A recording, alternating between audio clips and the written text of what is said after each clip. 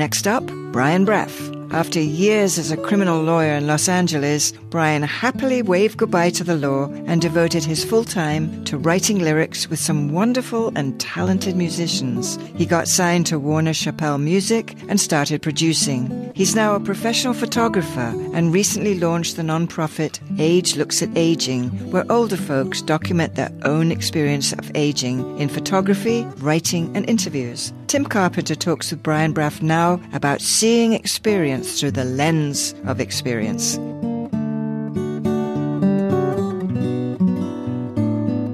Brian Braff, welcome to Experience Talks. Thank you. I'm glad to be here. So, Brian, your becoming a photographer wasn't exactly your typical everyday path. Can you talk about how you got here? Yes, I can.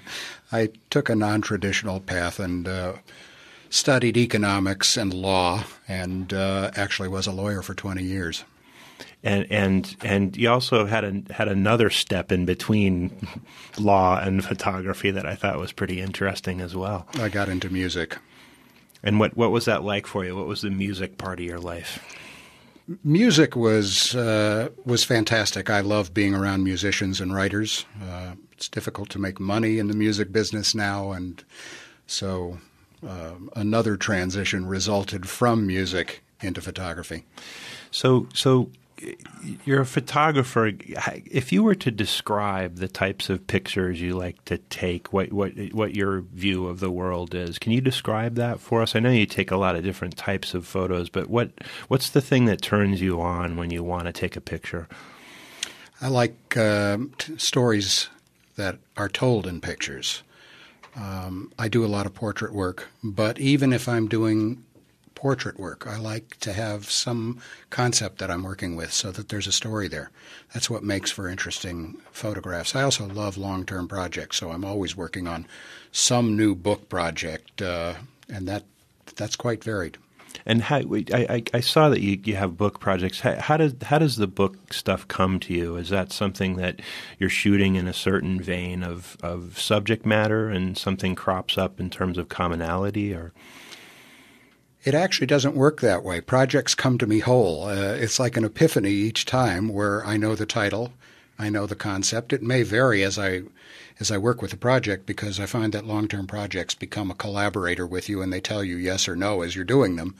But they basically come to me whole, and I can't tell you where they come from. I'm thinking of the word channeling, and maybe that's it. I don't know. Yeah. With photography, you were a lawyer, you were a musician, a producer. How did photography first start for you? How did you get bitten by the camera bug? Standing on my tiptoes and looking in the solutions in my dad's darkroom. He was an amateur photographer, and I used to look at these large 8x10 negatives hanging from clothespins on clothesline and watch him making prints, and it was fascinating to me. Do you do that as well? I mean, I know we live in the world of digital photography, but have you taken on your dad's love of chemicals in the dark? I did it for a while. But I think I'm like a teenage geek. I like technology, and I love what digital is capable of doing, so I rarely shoot film anymore.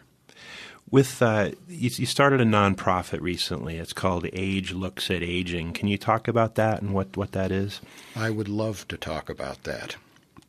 I was actually taking a course at Landmark Education that required the participants to come up with a community project, and I wanted to do something photographic and was thinking about kids, and then realized that's being done everywhere in the world. Everybody is putting cameras into the hands of kids.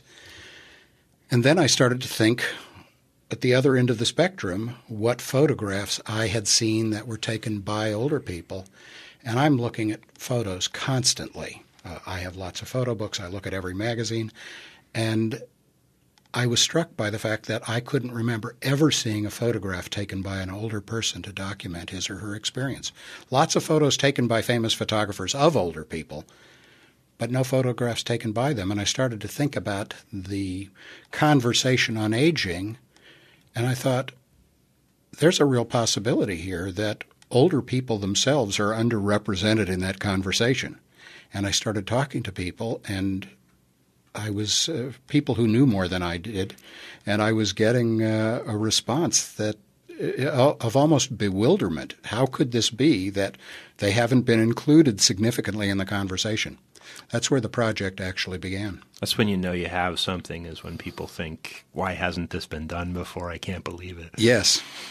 So what made you interested? The first thing about this idea of the documentation of aging itself, is that something that's core to you as a person too?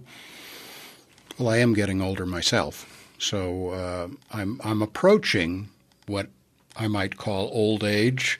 As I've worked on this project, I really don't know what old age is anymore. It's changed me, but I'm getting up in years myself, and so that was certainly a factor, I'm sure. But I think started to think about what we do with older people and how we have, in a sense, segregated them from the mainstream of society. And the more I thought about it, the more upset I got at what is happening in society, how communities and families are fragmenting. And this isn't a judgment on anybody. It's partly the economy, and you get two working families, and they may have an older person that they can't take care of. So, but these are the same people who used to be the elders of the tribe. They were the wise ones, and we have separated ourselves from their wisdom, and they have become disempowered in their own lives. And I wanted to do something about it. So you had the idea. You talked to some people, got some positive feedback. What did you do? How did you take the next step on Age Looks at Aging? I created the project. I was going to do it in one assisted living home. I interviewed different homes. It turned out that Brookdale Senior Living owned two of the homes I was looking at. They asked me to please do the project in both of the homes because they were excited about this project and felt a need for it. So we set the project up in two assisted living communities in Santa Monica. I talked to Sammy's Camera and Nikon. They sponsored the project, gave me little point-and-shoot cameras, and I wanted to create it in a way that people could express themselves in a way that was comfortable to them. Some people would be photographers. Some people like to write. We got little tape recorders so that people could do interviews of each other, because I had a feeling that if one 90-year-old interviewed another 90-year-old, that just might be a different interview than if a 40-year-old with a PhD did that interview. And that turned out to be the case. And so we provided training and support for a period of about 3 months during the pilot project, and the results were astounding to me. So you showed me some of the pictures earlier. What is it about these photos that speaks to us? They obviously bring a reaction when you bring them out. What is it about these photos that you think is what sets them apart? I don't think we're used to hearing how older folks see their own aging. Most of the literature in the field is written by people who are considered the experts. Those are often people with degrees in social work or PhDs, and they write scholarly articles for scholarly publications, and that's what we get. This affects people because it's a very direct communication. They're talking directly to you, and their photos are their own personal expression, and there's a power in that. That's unbelievable. I have to talk about my own inauthenticity. The first time I entered an assisted living home, I had all these notions in my head, and then I saw an older woman with a walker moving slowly through the lobby, and I thought, what am I going to be able to get her to do? And instantly realized that I was guilty of ageism myself, and that I couldn't just talk the game. I had to open myself to all kinds of possibility. So we just – one of the things I should mention is that when I started the project, people kept asking me, what are the rules? Are we allowed to do this? Are we allowed to do that? And I said, I'm not here to give you rules. First of all, they'd be meaningless. And secondly, if I do that, I'm getting in the way of your self-expression. You have to make this project your own. And I'm here simply to support you. This is not my project. It's yours. And they did that, and they did it brilliantly. And I think that's why we're affected by it, because they have a lot to say.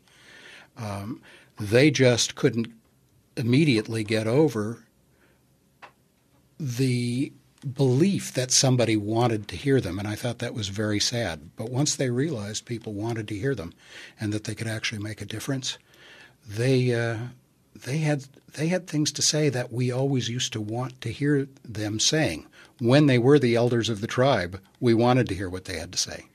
And I think it's because of that these expressions of theirs have such power. We need to hear what they have to say.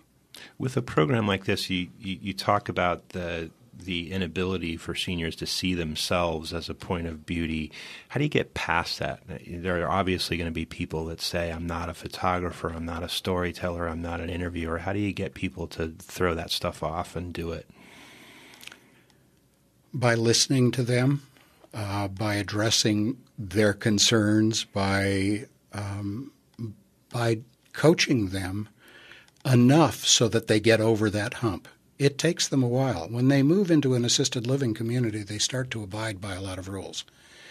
And I told them when I went in, there are no rules. You have to set your own rules. That was bewildering to them, but they had fun with it. And once they got over the hump, they got excited by the process and couldn't wait to take more pictures. I had a 95-year-old woman with Parkinson's disease who carried her camera on her walker everywhere she went and took photographs constantly. She just got into the project, and she got in rather quickly. Some needed a little bit more encouragement, but once they got into it and had the support of each other, they looked at each other as their own community and provided whatever was necessary for them to tell their stories. What is it that you hope to accomplish with Age Looks at Aging as an organization, as your baby? What's your goal with this?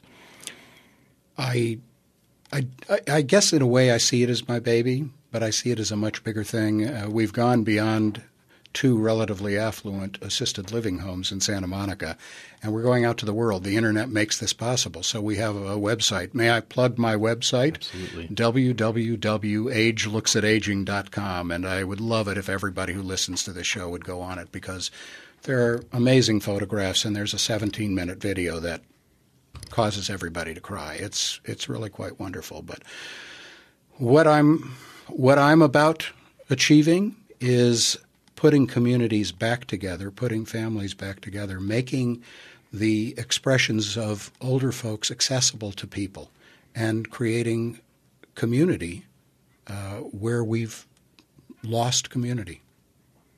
For you, I asked Monica Blake earlier about this idea of the second and third chapters. This might be your 12th chapter from the sounds of it.